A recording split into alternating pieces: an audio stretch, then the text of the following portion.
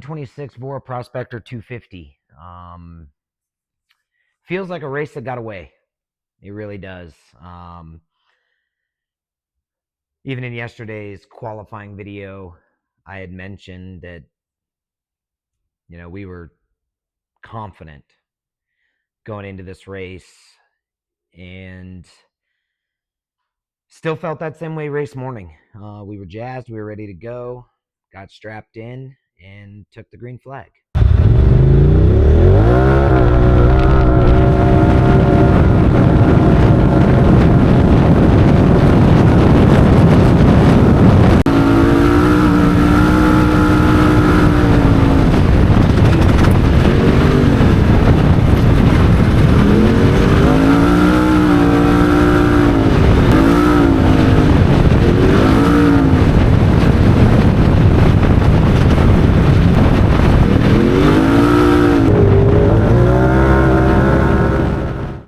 The first lap, when I say the car was as close as it could be to being on rails, it was.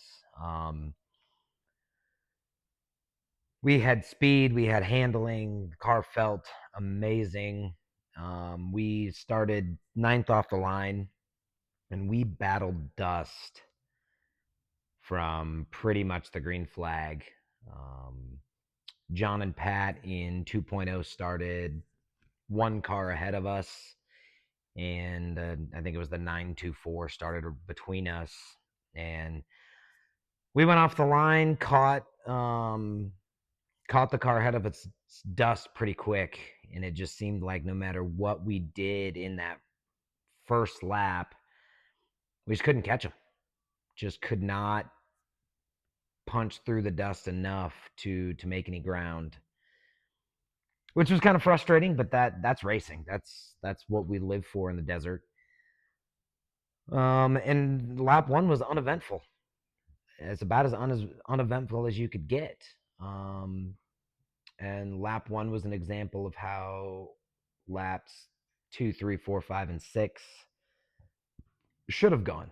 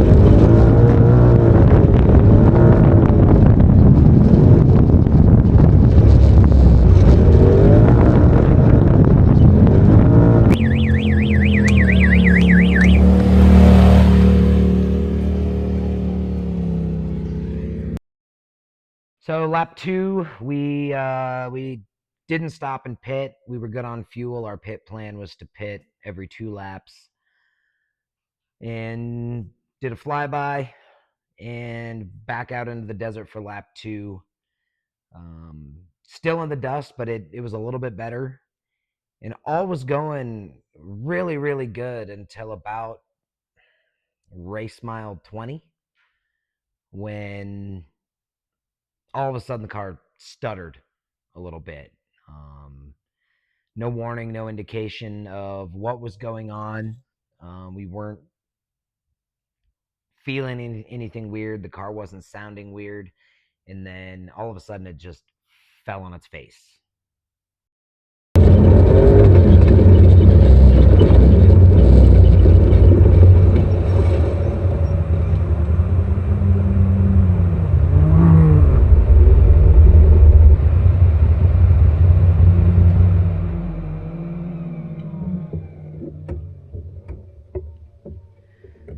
So we pulled over, pulled off to the side, and I got out and started kind of trying to assess, like, okay, what is it?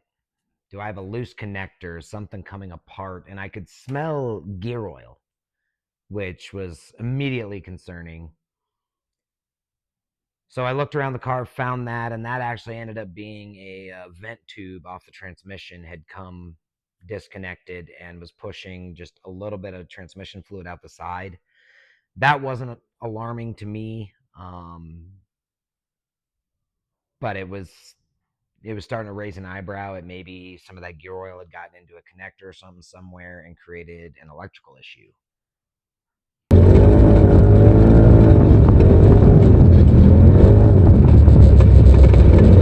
After being stopped for a few minutes, decided to get back in the car, recycled the power, got everything fired up again, and took off. And the car ran really, really good for another 3 or 4 miles. And then same situation, car fell on its face.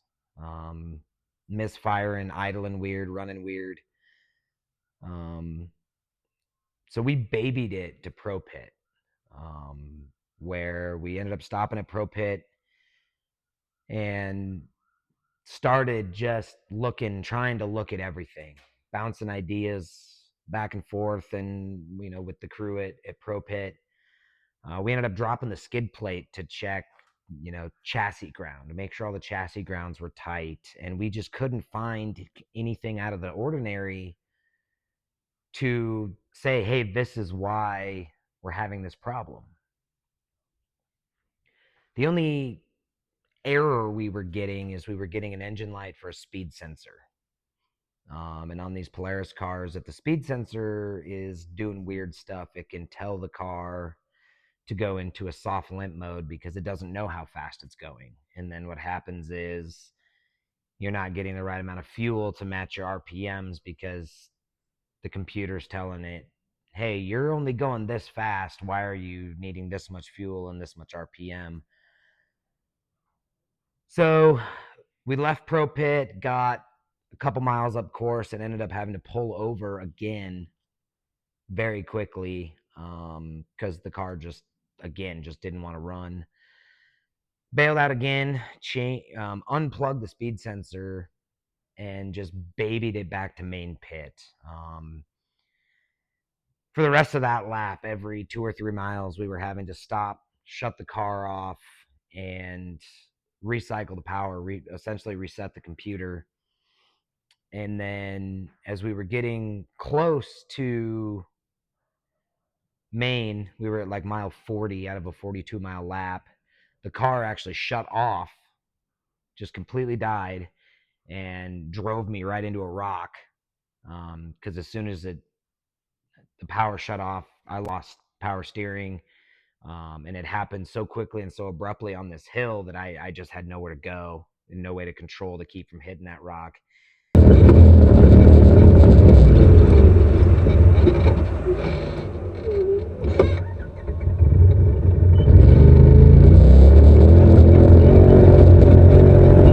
Ended up catching a flat, and actually the rubber's fine.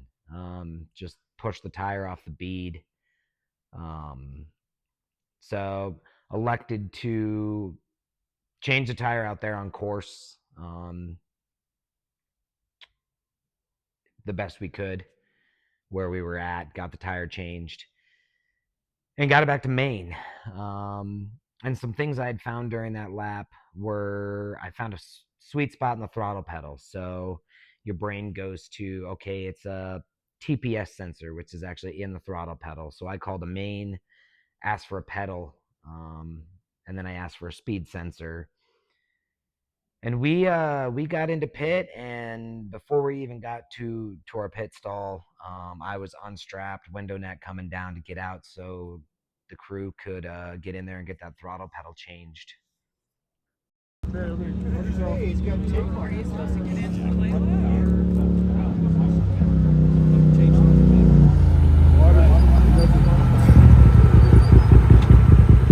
Can I get some water? Water. They're fueling, nobody touch. They're fueling. Hey, you gotta wait just a second. So what's it doing? Cutting in and out, losing power, recycle power, it comes back. And I can find a sweet spot in the pedal and it'll run that way. and then that sweet spot will change. Okay. And I got to stop and cycle. Okay, well, we got the speed sensor and the throttle. We're in dust the whole first lap, and we didn't miss any corners, and I was able to keep it on the track. So. Good. That's perfect. Bye.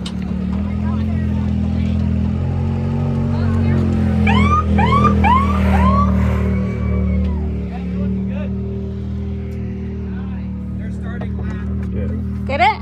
No.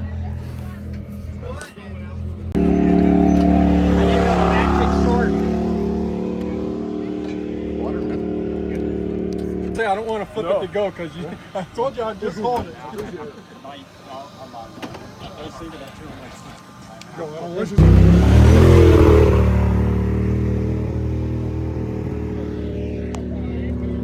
Our crew for this race was a mix of Battleborn Patriots Racing, TNT Racing, and Team Alpine Racing. We had a killer crew out there this weekend. Very similar crew to who we were partnered with at King of the Hammers. And those guys crush it every race. As soon as I was out of the car, there was one guy upside down, underneath the steering wheel, getting to the pedal, and I ended up jumping in and helping, work on helping him get it unbolted. So we got the pedal changed, we got the speed sensor changed, and buckled back in and fired the car, hoping, that was the problem. And we didn't even leave the pit after those changes. The car fired, we drove off, made it halfway down the other side of the pit, under the pit speed limit, and immediately right back into whatever it was doing. So turned around back into pit. Somebody had made a comment about changing fuel injectors, because we have seen that before, had that issue on this car before. So pulled in, they changed injectors, and we took off. And the car, after we changed injectors, the adrenaline level was back up, and we were feeling really, really, really good. And the car felt like it did to start lap one. We were 80, 90, 100 miles an hour. And then about race mile 15, fell on its face again. And at that point, it was getting frustrating, because we just couldn't figure out what it was.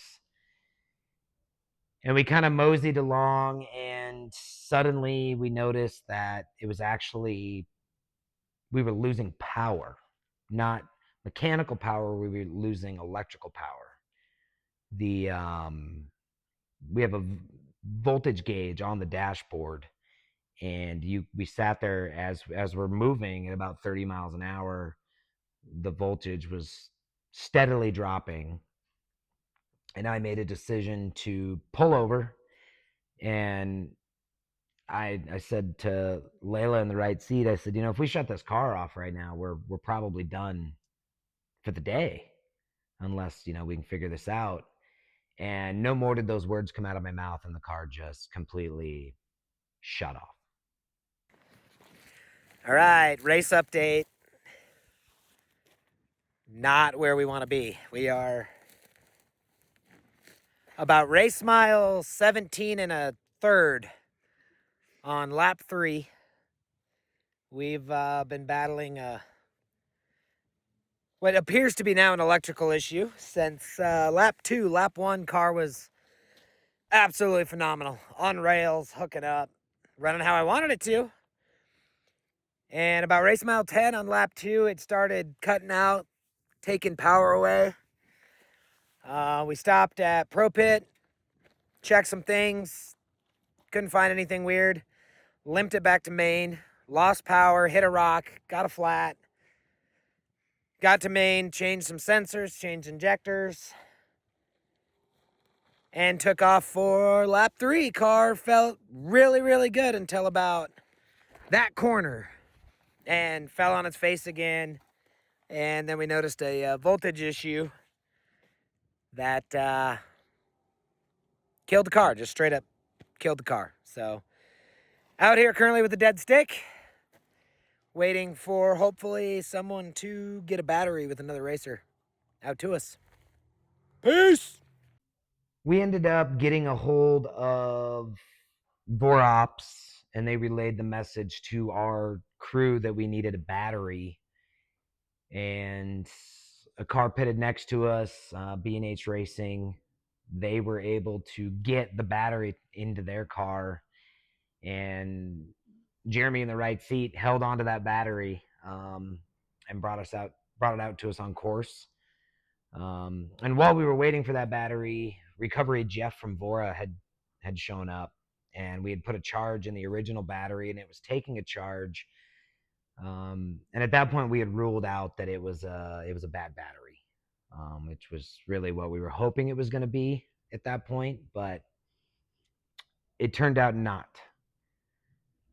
But we got that battery charged. We had a spare battery with us, and we took off back down the course and went another 10 to 12 miles before you probably get the theme of the story here, that it just started losing power again.